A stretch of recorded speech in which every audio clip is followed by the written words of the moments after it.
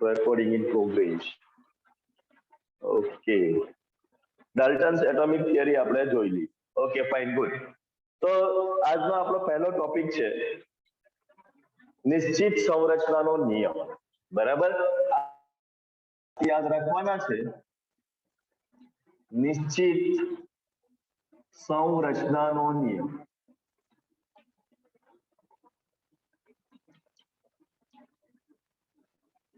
વિદ્યાર્થી મિત્રો, અગર આપણે નિશ્ચિત સંરચનાનો નિયમની ચર્ચા કરીએ તો મેં એવું તમને સમજાવ્યું હતું કે કેટલીક વસ્તુ આપણે, દાખલા તરીકે પાણી આપણે આપણી ગંગા નદીમાંથી લઈએ, આપણા ઘરના કુવામાંથી લઈએ, અમેરિકાથી લઈએ, કે પછી આપણે જ્યુપિટર એટલે કે ગુરુનો ગ્રહ યુરોપા પરથી લાવીએ. દરેક જગ્યામાં પાણીનો અંદર રહેલો હાઇડ્રોજન અને ઓક્સિજનનું પ્રમાણ સમાન હશે. હાઇડ્રોજન અને ઓક્સિજનના પ્રમાણમાં કોઈ ફરક પડવાનો નથી. ઓકે,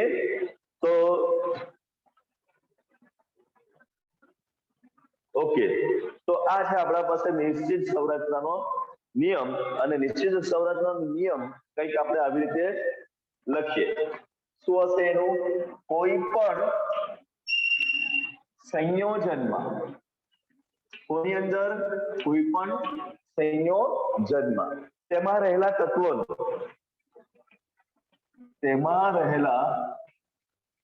તત્વોનું દળથી ટકાવાર પ્રમાણ નિશ્ચિત હોય છે.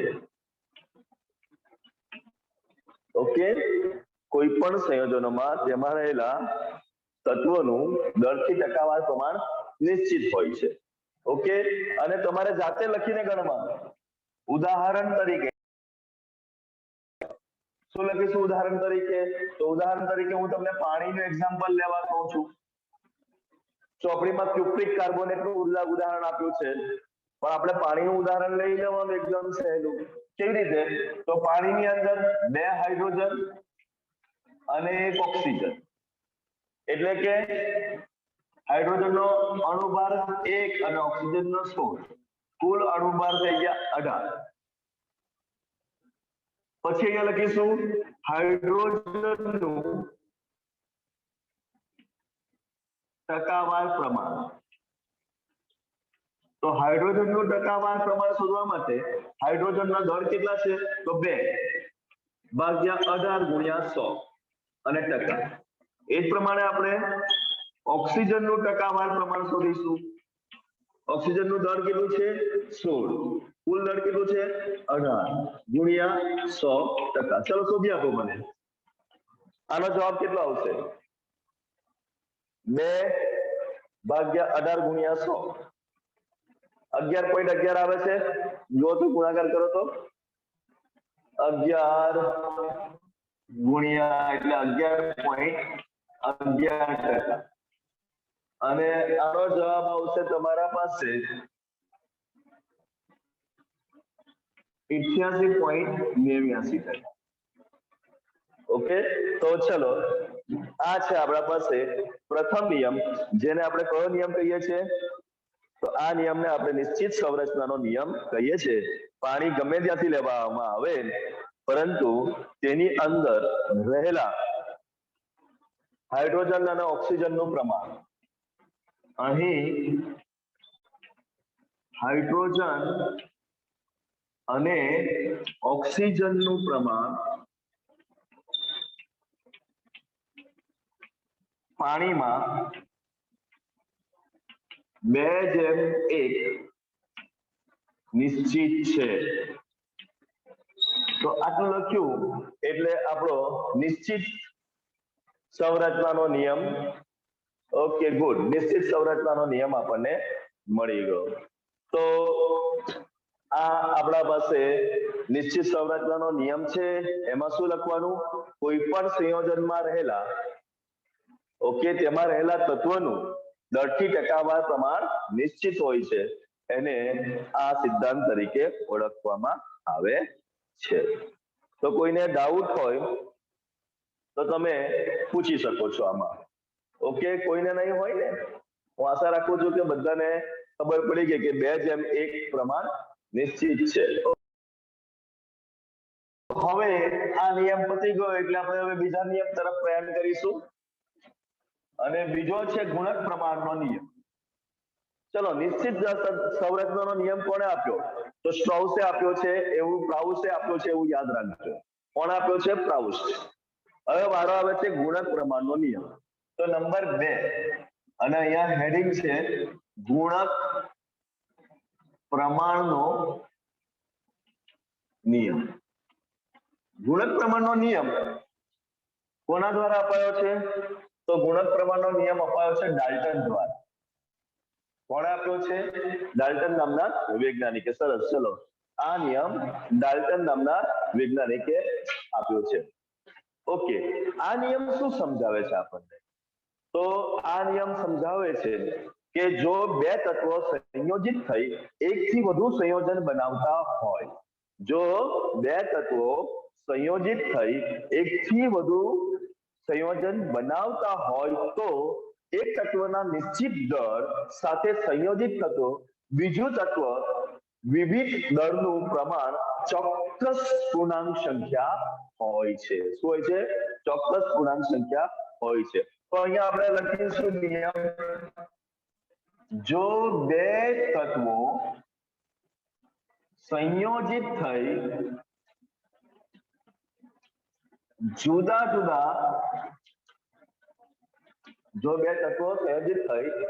જુદા સંયોજનો બનાવતું હોય. પહેલી લાઈન ખબર પડી ગઈ? આટલું ફિક્સ છે કે જો બે તત્વો સંયોજિત થઈ જુદા જુદા સંયોજન બનાવતું હોય તો તેમાં એક તત્વના નિશ્ચિત દળ સાથે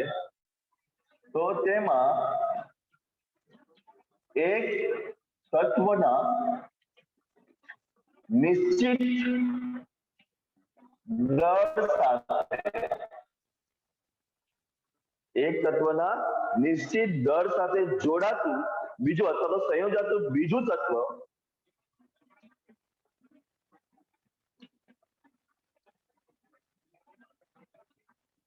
તત્વ ના દળનો ગુણોત્તર કોઈ એક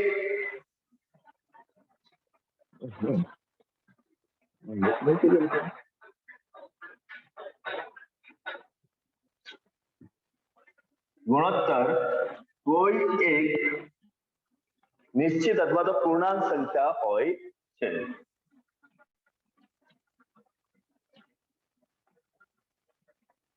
આ તમારે નિયમ તરીકે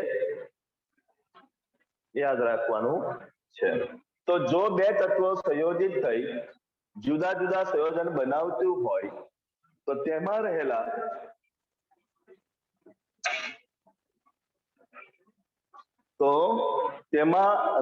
એક તત્વના નિશ્ચિત દળ સાથે સંયોજાતું બીજું તત્વના દળનો ગુણોત્તર કોઈ એક પૂર્ણાંક સંખ્યા હોય છે. આ નિશ્ચિત છે.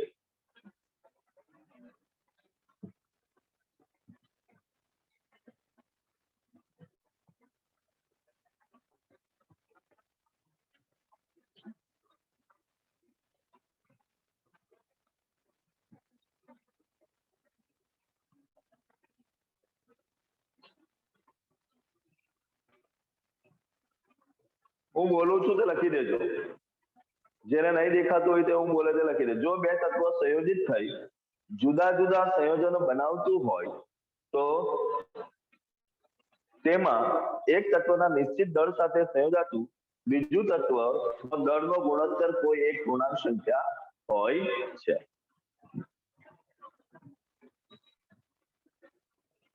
હવે દેખાય છે બરાબર?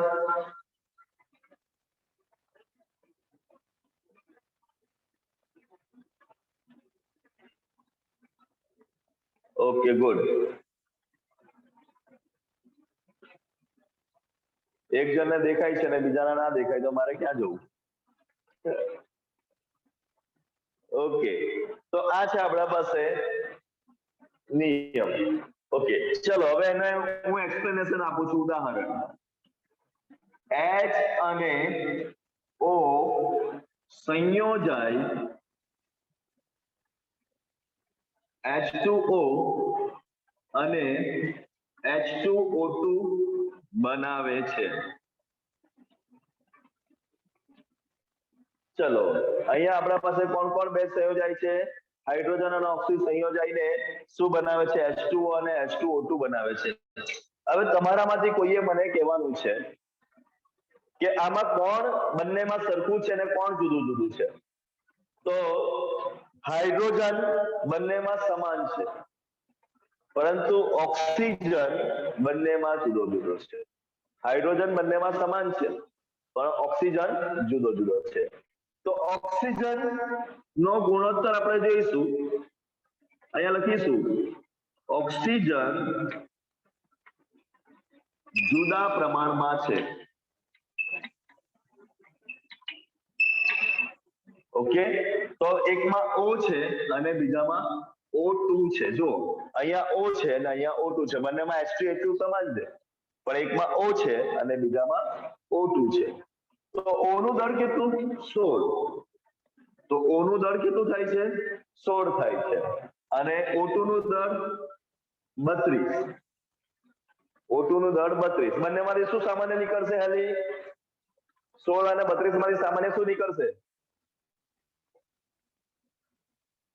16 સામાન્ય નીકળશે. એટલે 16 સામાન્ય કરી દીધો એટલે 16 ઉડી ગયો, એટલે કેટલા રહી ગયા? 1:2 નો કોઈ નિશ્ચિત ગુણોત્તર તમને જોવા મળે છે. 1:2 નો નિશ્ચિત ગુણોત્તર તમને જોવા મળે છે. તો આ છે ગુણક પ્રમાણનો નિયમ. ડાલ્ટન દ્વારા આપવામાં આવ્યો છે. ગુણક પ્રમાણનો નિયમ કહે છે કે જો બે તત્વો સંયોજિત થઈ જુદા જુદા સંયોજન બનાવતું હોય તો તેમાં એક તત્વનો નિશ્ચિત દળ સાથે સંયોજાતું બીજું તત્વના દળનો ગુણોત્તર કોઈ એક પૂર્ણાંક સંખ્યા હોય છે. ઉદાહરણ તરીકે હાઇડ્રોજન અને ઓક્સિજન બે ભેગા થાય અને H2O અને H2O2 બનાવે છે. તેમાં ઓક્સિજન જુદા જુદા પ્રમાણમાં છે, હાઇડ્રોજન સમાન છે. એક તત્વના નિશ્ચિત દળ સાથે હાઇડ્રોજનના બે દળ સાથે ઓક્સિજન જુદા જુદા પ્રમાણમાં સંયોજિત થાય છે. અને ઓક્સિજનનો ગુણોત્તર આપણને 16:32 એટલે કે 1:2 લખાય. ના, ઉદાહરણમાં 16:32 લખ્યું ને જિજ્ઞેશ, પછી 1:2 બનાવવાનું હોય, કારણ કે સામાન્ય કાઢવાનું હોય. ગુણોત્તરનો નિયમ છે કે નાનામાં નાની સંખ્યા, અહીંયા તમે ચોપડીમાં મેં કોઈ એક પૂર્ણાંક સંખ્યા લખી દીધું છે ને, એના બદલે ચોપડીમાં નાનામાં નાની પૂર્ણાંક સંખ્યા લખેલી હશે, જુઓ વાંચજો બરાબર, એટલે આપણે એ પ્રમાણે જવાનું હોય છે. ઓકે, તો આ છે આપણા પાસે 1:2 પ્રમાણમાં હાઇડ્રોજન અને ઓક્સિજન નહીં, પણ ઓક્સિજન સંયોજાયેલું છે. શામાં? પાણી અને હાઇડ્રોજન પેરોક્સાઇડમાં. ઓકે, તો આ છે આપણા પાસે બીજો નિયમ, જેને ગુણક પ્રમાણનો નિયમ તરીકે કહેવામાં આવે છે. તો આ છે ગુણક પ્રમાણનો નિયમ. ચાલો આગળ વધીએ. હવે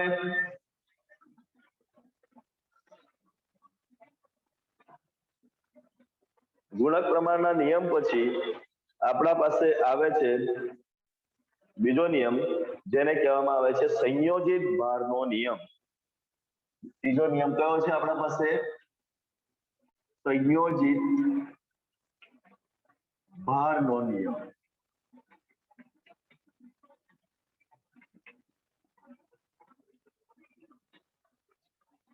વિદ્યાર્થી મિત્રો, આપણે બધા તત્વોના અણુભાર વિશે સમજીએ છીએ. અણુભાર એટલે કે દરેક તત્વમાં રહેલા પ્રોટોન અને ન્યુટ્રોનની સંખ્યા, એને આપણે અણુભાર તરીકે ઓળખીએ છીએ. તો સંયોજિત ભારના નિયમમાં પણ આપણે અણુભારની થોડી ઘણી ચર્ચા કરવાની છે. એમાં એવું કહે છે કે જો બે તત્વોના ભાર અથવા તો દળ, વજન આપણે જેને કહીએ છીએ, અથવા તેના સાદા ગુણક દળ એટલે કે અણુભાર ત્રીજા તત્વના સમાન ભાર સાથે પ્રક્રિયા કરે તો બંને તત્વો પણ એકબીજા સાથે પ્રક્રિયા કરી શકે છે. ઓકે, અને આ આપણે સમજવાનું બહુ સિમ્પલમાં છે. દાખલા તરીકે ઉદાહરણ લઈને સમજીશું. બરાબર ધ્યાન આપજો. હા, ઉદાહરણ એકદમ સિમ્પલ છે. હાઇડ્રોજન અને ક્લોરીન પ્રક્રિયા કરીને શું બનાવે છે? HCl બનાવે છે. આ પહેલો આપણો છે કે હાઇડ્રોજન અને ક્લોરીન પ્રક્રિયા કરીને HCl બનાવે છે. એ જ પ્રમાણે ક્લોરીન અને ઓક્સિજન પ્રક્રિયા કરીને 2ClO બનાવે છે. એટલે અહીં તમે બરાબર ધ્યાન આપો, દરેક વિદ્યાર્થી ધ્યાન આપે. અહીં હાઇડ્રોજન અને ક્લોરીન વચ્ચે પ્રક્રિયા થઈ, HCl બન્યું. અહીં ક્લોરીન અને ઓક્સિજન વચ્ચે પ્રક્રિયા થઈ, ClO બન્યું. હવે તમારામાંથી કોણ કહેશે કે બંનેમાં સામાન્ય કોણ છે? બંનેમાં પહેલી પ્રક્રિયામાં અને બીજી પ્રક્રિયામાં કોમન કોણ છે? બંનેમાં સરખું કોણ છે? પહેલી પ્રક્રિયા અને બીજી પ્રક્રિયા? ક્લોરીન. Chlorine, very good. એટલે આપણે ક્લોરીન ને બહાર કાઢી નાખીએ. ક્લોરીન પર હું સર્કલ મારી દઉં છું. આ ક્લોરીન અને ક્લોરીન પર સર્કલ મારી દઉં છું. Okay, okay, good. તો હવે બાકી કોણ રહી ગયું? ક્લોરીન નીકળી ગયું તો બાકી કોણ રહી ગયું?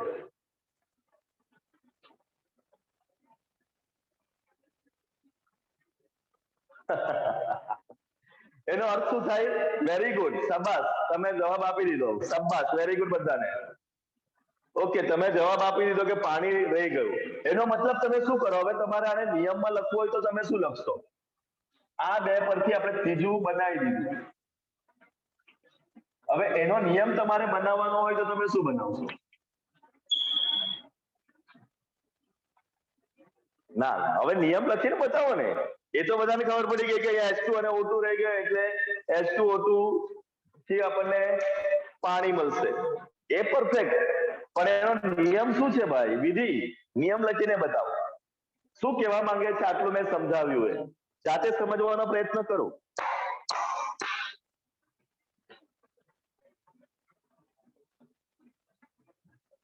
હવે જેના પાસે ચોપડી હોય એ વાંચે કે જો બે તત્વના ભાર અથવા તેના સાદા ગુણક ઓકે ત્રીજા તત્વના સમાન ભાર સાથે પ્રક્રિયા કરે તો બંને તત્વો પણ એકબીજા સાથે પ્રક્રિયા કરે છે. અહીંયા તત્વો કોણ છે? હાઇડ્રોજન અને ઓક્સિજન. હાઇડ્રોજન અને ઓક્સિજન બે તત્વો છે. બંને Cl ના સમાન દર સાથે પ્રક્રિયા કરે છે. બંને Cl ના સમાન દર સાથે પ્રક્રિયા કરે છે. અને જો એ Cl ના સમાન દર સાથે પ્રક્રિયા કરતા હોય તો એ બે જણ પણ પ્રક્રિયા કરે છે. ઓકે, આમ તો સમજ પડી તમને કે જો બે તત્વના કોઈ પણ બે તત્વના દળ ત્રીજા તત્વના સમાન દળ સાથે પ્રક્રિયા કરે, ત્રીજા તત્વના સમાન દળ સાથે પ્રક્રિયા કરે તો એ બે તત્વો પણ પ્રક્રિયા કરે છે. આને આપણે શું કહીએ છીએ? સંયોજિત ભારનો નિયમ તરીકે ઓળખીએ છીએ. તો અહીંયા એનો આપણે નિયમ લખીશું. જો બે તત્વના સાદા ગુણક દળ અન્ય ત્રીજા તત્વ સાથે પ્રક્રિયા કરે તો તે બે તત્વો પણ પ્રક્રિયા કરે છે.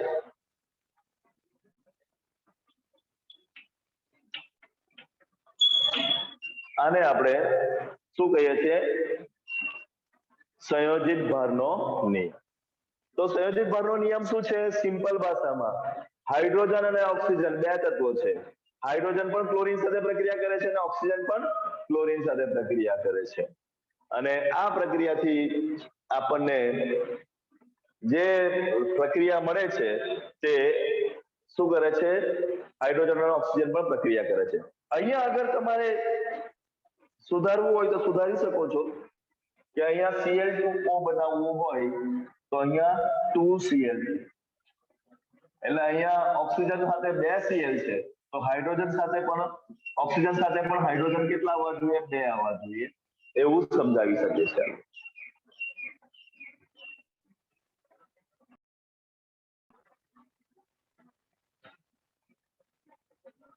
ઓકે, કોઈને ડાઉટ છે તો ભાઈ પૂછો. આમાં કે આવડી ગયું બધાને?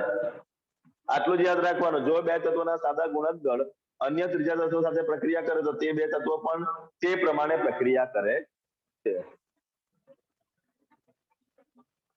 રિપીટ નહીં, રિપીટ.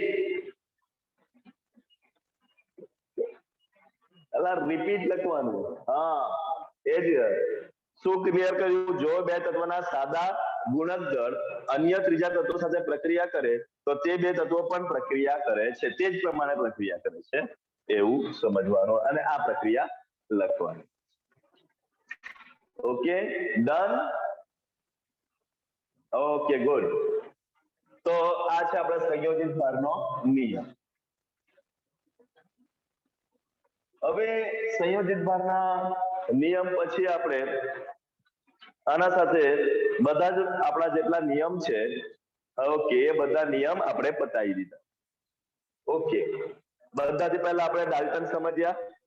ઓકે, ડાલ્ટનના પરમાણુ ભાર સમજ્યા. પછી ઉર્જા સંચયનો નિયમ સમજ્યા. ઉર્જા સંચયનો નિયમ નહીં ખબર હોય, દળ સંરક્ષણનો નિયમ, ઉર્જા સંરક્ષણનો નિયમ બધા સમાન જ છે. હા, એટલે તમને બહુ ચિંતા નહીં કરવાની એમાં.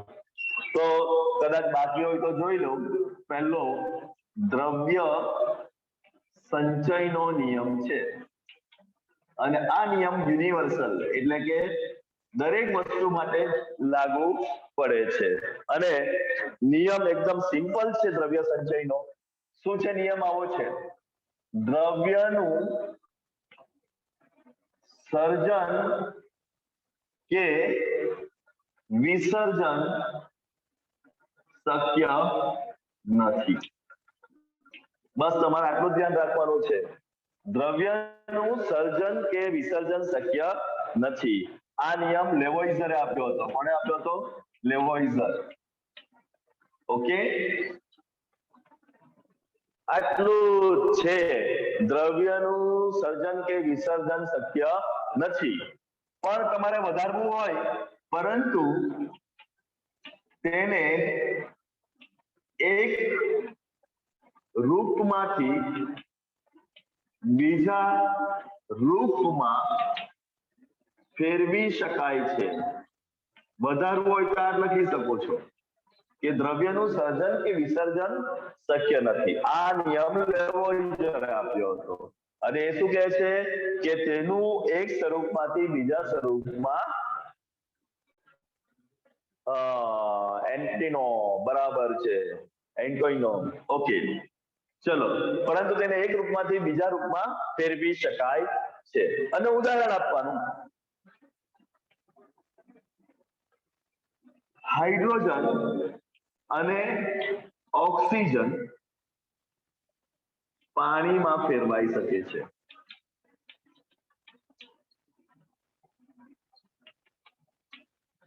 તેમનું દળ બદલાતું નથી. હાઇડ્રોજન અને ઓક્સિજન સંયોજાઈને પાણીમાં ફેરવાય છે ત્યારે તેમનું દળ બદલાતું નથી. એ કોનો નિયમ છે? દ્રવ્ય સંચયનો નિયમ છે. તો હું આશા રાખું છું કે તમને આ દ્રવ્ય સંચયનો નિયમ પણ સમજણ પડી ગઈ. તો ફરી એકવાર રિકોલ કરીશું. બધાથી પહેલા આપણે ભણવાનું છે દ્રવ્ય સંચયનો નિયમ પહેલો. બીજા નંબર પર છે ડાલ્ટનનો પરમાણુય સિદ્ધાંત. ત્રીજો છે આપણે જે નિશ્ચિત સંરચનાનો નિયમ છે. ચોથો છે ગુણક પ્રમાણનો નિયમ છે. ચોથા પર કોણ છે? ગુણક પ્રમાણનો નિયમ છે. અને પાંચમો જે આપણા પાસે હતો એ સંયોજિત પ્રમાણનો નિયમ છે.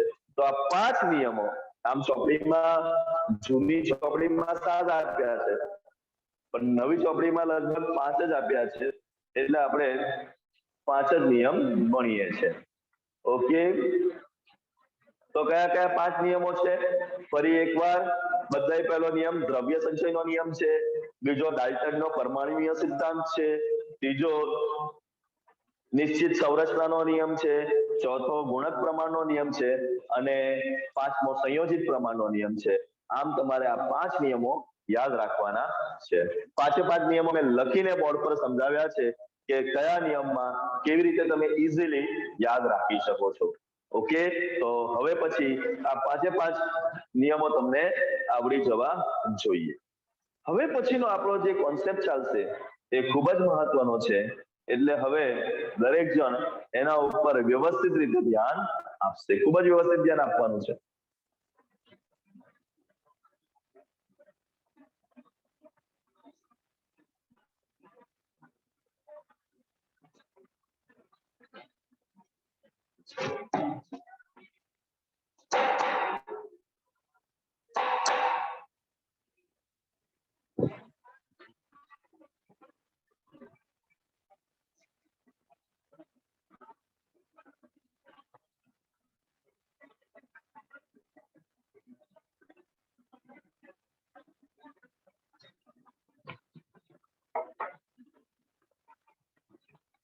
વિદ્યાર્થી મિત્રો, આપણે જ્યારે લેસન નંબર 2 ભણીશું ત્યારે આપણે જોઈશું કે આપણા પાસે એક નાભી હોય છે, ન્યુક્લિયસ જેને કહેવામાં આવે છે, નાભી, અને તેના બહારના કક્ષામાં આવી રીતે ઇલેક્ટ્રોન ફરતા હોય છે. નાભીમાં આપણા પાસે બે જણ સમાયેલા છે, એક છે પ્રોટોન અને બીજો છે ન્યુટ્રોન. બે જણ કોણ કોણ સમાયેલા છે? પ્રોટોન અને ન્યુટ્રોન. અહીં પ્રોટોન બરાબર neutron not equals to electron.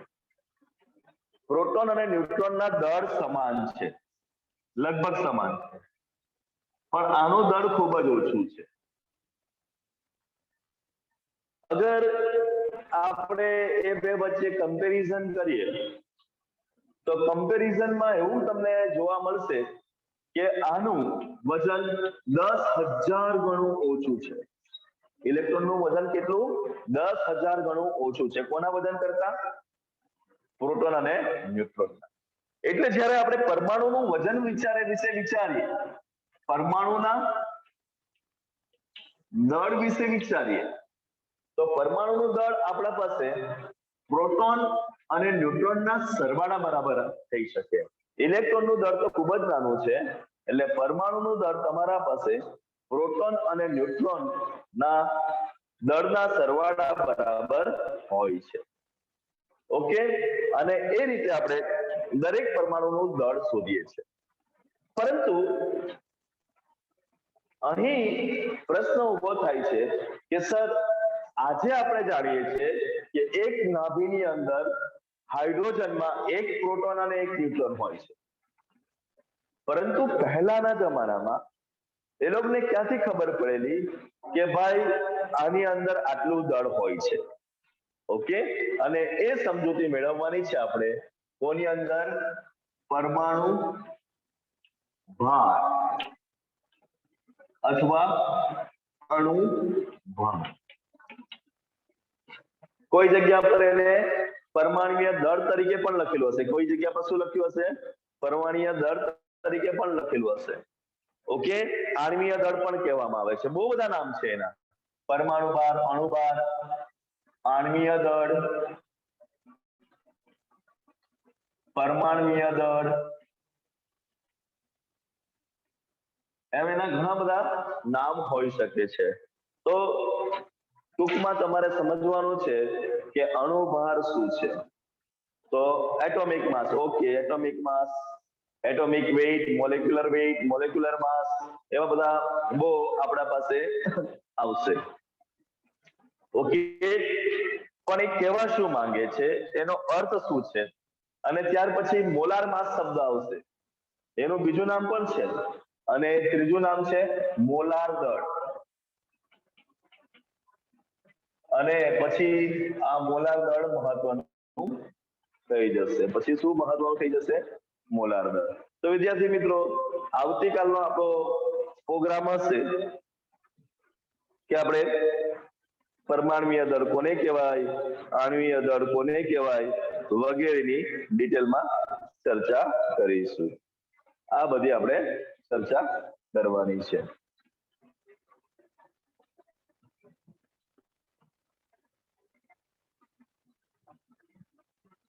Okay, સરેરાશ પરમાણ્વીય ભાર પણ કહેવાય. હજુ તો મને તમારું લખાણ વાંચવામાં જ મારો ટાઈમ નીકળી જાય એવું થઈ જાય છે. ઓકે, તો આ બધી મજાની વાતો છે, સરસ મજાની વાતો છે, એ આપણે ચર્ચા કરવાની છે. પણ હવે આપણો ટાઈમ દોડી રહ્યો છે, બાય બાય કહી રહ્યો છે. હા, ક્વેશ્ચન આન્સર.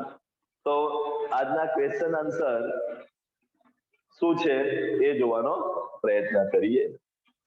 ઓકે, તો આજે તો હું તમને એમસીક્યુ સાથે 5 પ્રશ્ન હશે, 4 પ્રશ્નો હશે એમસીક્યુ સાથે 4. પહેલો પ્રશ્ન હશે કે ભાઈ